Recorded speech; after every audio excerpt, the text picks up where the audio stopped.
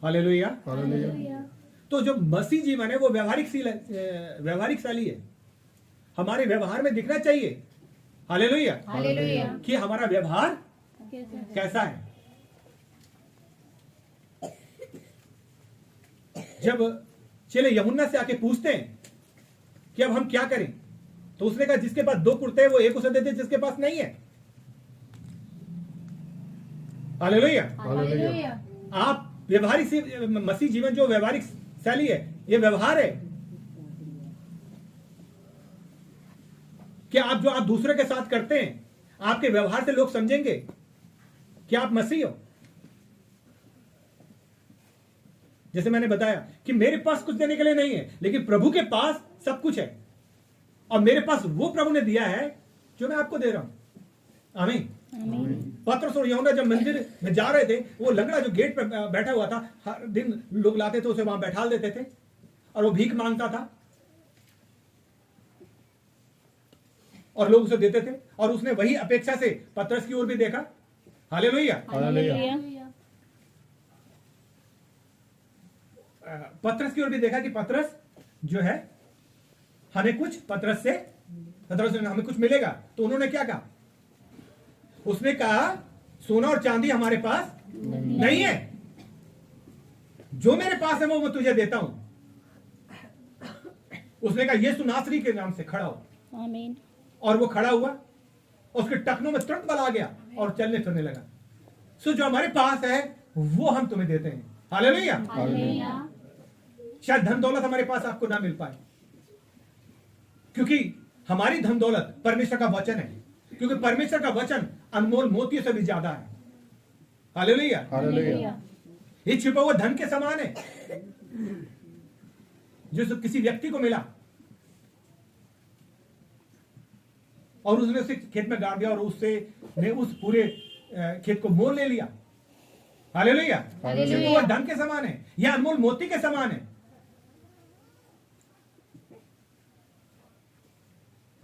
तो परमेश्वर के वचन को समझें। उन पत्र ने कहा सोना चांदी मेरे पास नहीं, परंतु जो वह है वो तुझे देता हूं। आपके पास क्या है लोगों को देने के लिए? आप क्या दे रहे हैं परमेश्वर को? क्या आप दे रहे हैं लोगों को?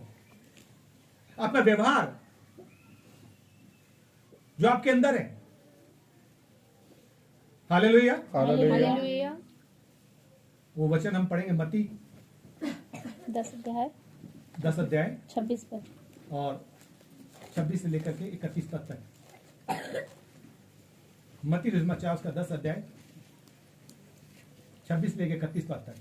इसलिए मनुष्यों से मत डरना, हाँ। क्योंकि कुछ ढका नहीं जो खोला ना जाएगा, इसलिए मनुष्य से मत डरना, कुछ भी ढका नहीं जो खोला ना जाएगा, और ना कुछ छिपा है हाँ। जो जाना ना जाएगा। ठीक है, कुछ भी नहीं छिपा है जो जाना ना जाएगा, क्योंकि हम परमेश्वर की बातों को जानते हैं, परमेश्वर के वचन को जानते हैं। कुछ भी ढका नहीं है, सब कुछ परमेश्वर के सामने खुल्ला खुल्ला और नग्न है। अभी हम देख रहे थे कि हमारे अंदर भूख होनी चाहिए। यदि हमारे अंदर भूख है, वचन की भूख है,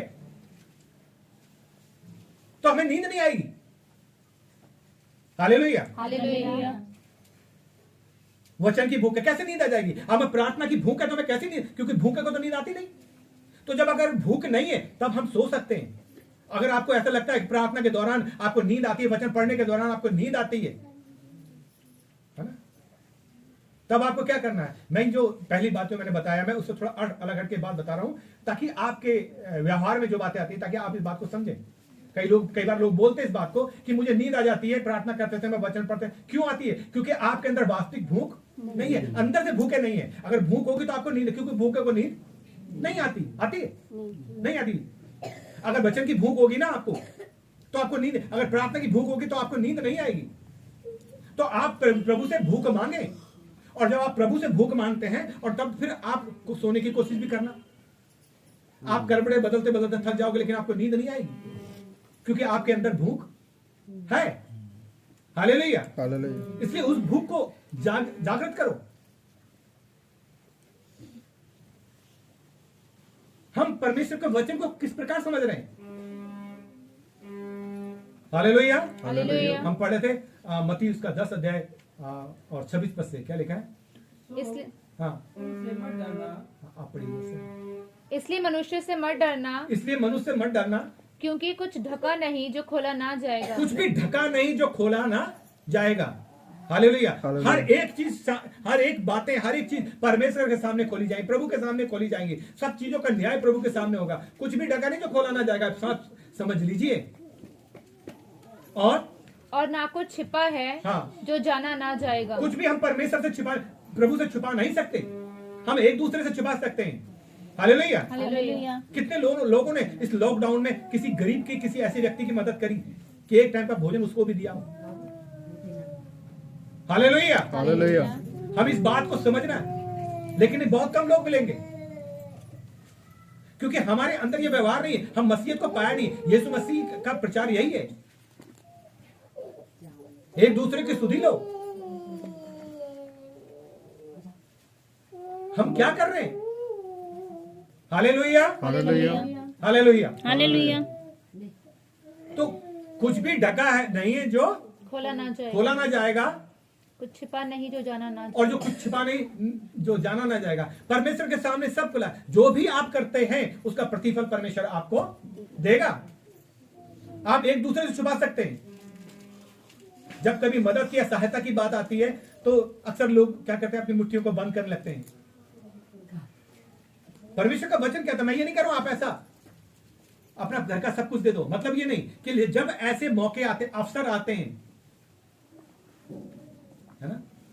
हम देखो कैलाशपुर इस साइड में जो नहर के किनारे लोगों में आग लग गया, झोपड़े सब जल गए। मैं अपने घर के बर्तन तक, चादरें तक हम लेकर गया और हमने वहां पे बांटा। जो हमारे पास था वो हमने दिया, और आज प्रभु ने हमें दिया कि हमारे पास कुछ कमी नहीं है। आमीन। आमीन। क्योंकि वचन में लिखा है, दो तो तुम्हें दिया जाएगा। लेकिन आपने परखा नहीं, आपने जाना नहीं, आपने इसको खोला नहीं। जब आप खोलोगे तभी मिलेगा। हालेलुया। हालेलुया। क्योंकि शैतान ने आपकी आशीष को बांध रखा है, उस आशीष को बंद कर रखा है। आपको खोलना पड़ेगा। हालेलुया। और जब ऐसी परिस्थिति आती है, कोई संकट में, परेशानी में, हम ऐसे दीन दुखियों की सहायता, मदद कर, कुछ भी जो भी आपसे बन पड़े, मैं नहीं कर रहा हूं, सब कुछ करो। अगर कहीं आग लग जाता है, कहीं कोई परेशानी होती है, कहीं क्या नाम है, कुछ नहीं, अपनी कलीसिया के माध्यम से मिले, थोड़ा थोड़ा करके किसी की मदद करें। और ऐसे अगर किसी को कोई एक्सीडेंट, दुर्घटना, या कभी किसी का शादी ब्याह होता है, थोड़ा थोड़ा मिलकर आप कर सकते हैं, तो उसको भी सहायता। नहीं कर सकते, हम बड़े लोग नहीं, मैं जानता हूं हम में से बहुत से लोग मजदूरी दिहाड़ी करने वाले हैं, है ना। लेकिन नहीं, हम मसीह के लोग हैं, हमें अलग किए लोग हैं, हम चुने हुए लोग हैं। हमें ऐसा सोचना है, हमें अलग करना है थोड़ी, क्योंकि प्रभु जानता है कि तुम्हारे पास कितना है। क्योंकि कुछ भी ढका नहीं है जो खोला ना जाएगा। खोला ना जाएगा। प्रभु के सामने आप एक दूसरे से, हम अपने आप से या एक दूसरे से कुछ छुपा सकते हैं, लेकिन प्रभु से हम कुछ नहीं छुपा सकते। हालेलुया। हालेलुया। अगली बात क्या लिखी है? जो मैं तुमसे अंधियारे में कहता हूँ, और जो मैं अंधियारे में कहता हूं, उसे तुम उजियाले में कहो। और जो कानों कान सुनते हो, और जो कानों कान तुम सुनते हो, जो तुम्हें सुनाया जाता है, हाँ, उसे छतों पर से प्रचार छतों करो। पे से प्रचार का मतलब क्या है? कि आप लोगों तक पहुंचाओ परमेश्वर के वचन को, दूर तक परमेश्वर के वचन तक पहुंचाओ। हालेलुया। हालेलुया।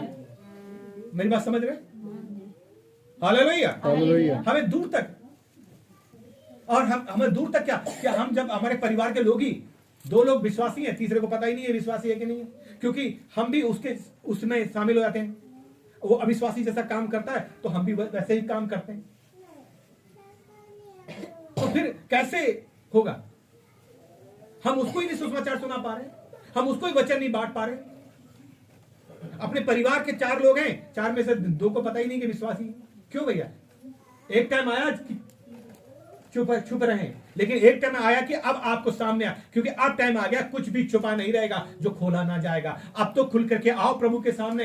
हालेलुया। अब तो प्रभु के वचन को प्रचार करो, अपने परिवार से शुरू करो, अपने घर से बताओ, और फिर जो लोग जानते हो उनको बताओ, और आसपास के लोगों तक, जो आप जानते हो, जितना आप जानते हो।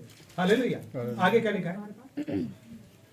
जो शरीर को घात करते हैं। देखिए, जो शरीर को घात करते हैं, पर इस आप- एक्सीडेंट में हमने सोचा कि जो शरीर को घात कर देगा, अगर शरीर घात हो जाएगा, नहीं, हमें उससे डरने की जरूरत नहीं है, क्योंकि हमें मालूम है कि हमारे प्रभु ने मौत पर फतह पाई है। उसने मौत को हराया और मर के तीसरे दिन जी उठा। जी उठा। Hallelujah, hallelujah, hallelujah. हालेलुया। इसलिए इस बात को समझना है कि हमारे प्रभु ने मृत्यु पर विजय पाई और उसने कहा, हे मृत्यु तेरा डंक आ रहा है, तेरी विजय कहां रही? क्योंकि मृत्यु को विजय ने निकल लिया, यीशु ने विजय पाई है। तो यीशु मर के जी उठा, इसलिए एक जीवन और है। हालेलुया। तो हमें उनसे डरने की आवश्यकता नहीं है, ना शैतान से और ना शैतानी स्वभाव रखने वाले लोगों से डरने की आवश्यकता है, चाहे फिर आपके पड़ोस में हो, चाहे इधर कहीं कहीं भी हो। Hallelujah, hallelujah. बस याद रखिए, आप प्रभु के हो चुके हो। यदि आप प्रभु के हो गए हो, है ना, तो प्रभु आपका है। मैं मसीह का हूं और मसीह मेरा है। एक भजन हम गाते ना, खुशी खुशी मनाओ, खुशी खुशी मनाओ, बोलो बोलो मसीहा की जय जय जय।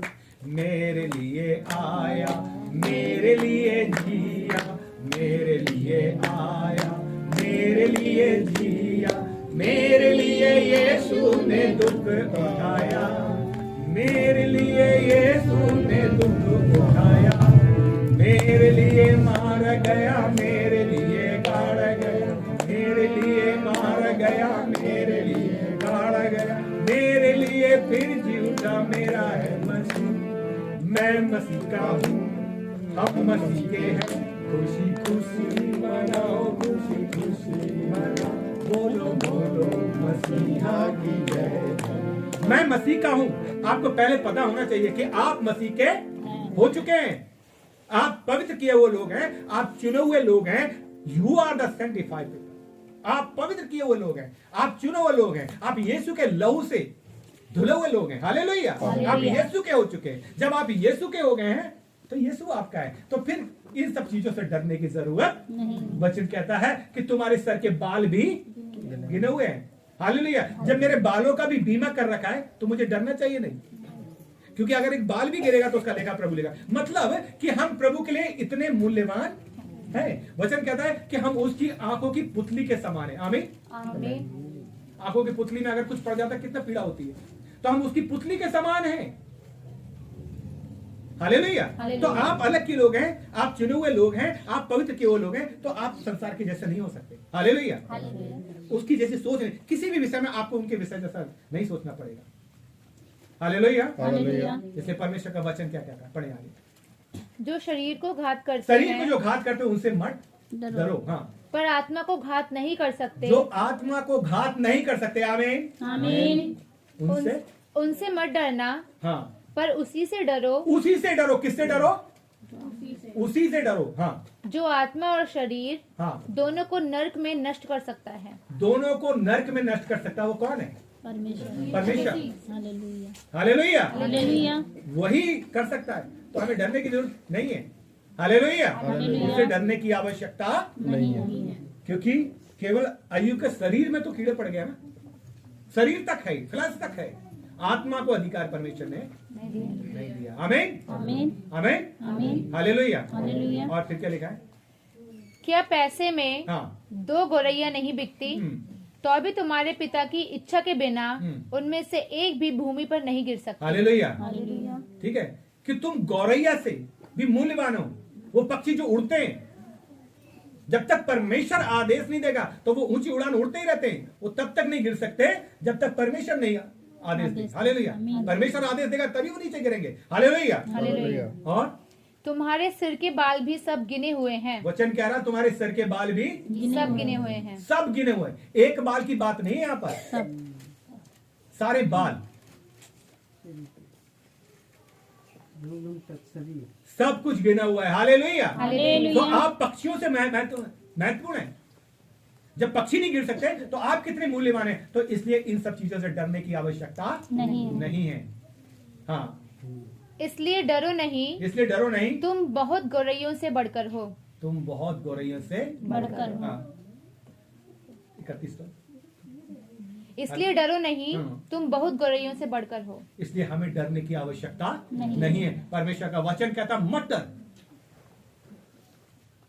परंतु प्रभु में बढ़ना है। डरना नहीं है किसी समस्या से, किसी परेशानी से, किसी आफत से, किसी तूफान से, किसी सताव से हमें डरने की आवश्यकता नहीं है। Hallelujah, hallelujah.